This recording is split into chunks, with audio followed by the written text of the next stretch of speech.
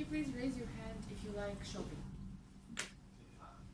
Okay, not as many as I expected, but even if you don't like shopping, you probably know how annoying or helpful can the salesperson be, or the shop assistant.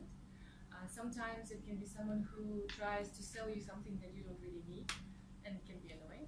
And sometimes it can be such a helpful salesperson that you end up buying something that you never planned to buy, but it was actually a good purchase that you actually did need it. So today I'm going to try and play the role of an effective salesperson. But before that, I would like to take you through the structure of my presentation today. It will consist of 3 parts. So first of all, I will take you through the qualities of the effective salesperson and how buyers think, or we as buyers think. The second part would be a role play. I will have a partner and we have a spontaneous role play, and I will be a seller and she will be a buyer. And then the third part, you will have to hopefully evaluate whether I was successful in being an effective salesperson. I hope this is clear. And so now let me tell you how we think when we want to buy something.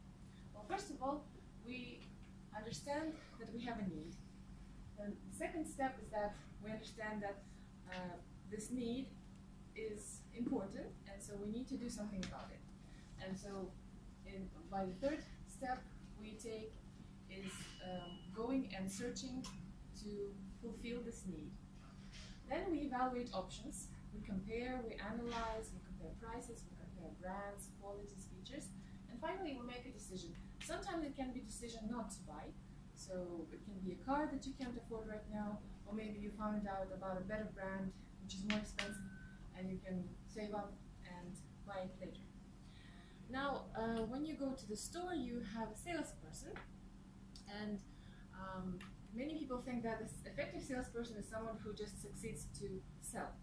But in reality, the successful salesperson, first of all, focuses on the buyer's needs.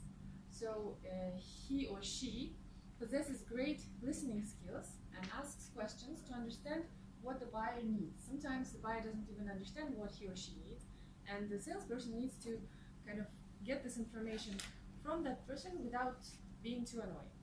Then the third quality is being honest.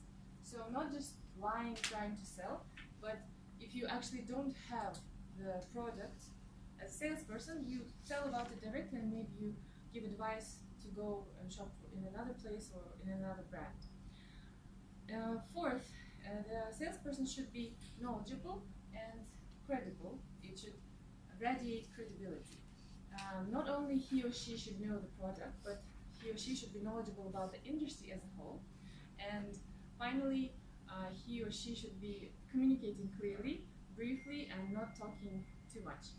And finally, maintaining a good attitude is also important, being friendly, not too annoying, courteous, and patient, because buyers can change their mind a lot. And so even if the person doesn't buy anything, there is more chance that this buyer would come back next time if you behave in such a way. So now it's time for a role play, and my evaluator has kindly read the objectives that I am pursuing in this role play. I'm supposed to sell something inexpensive in my store.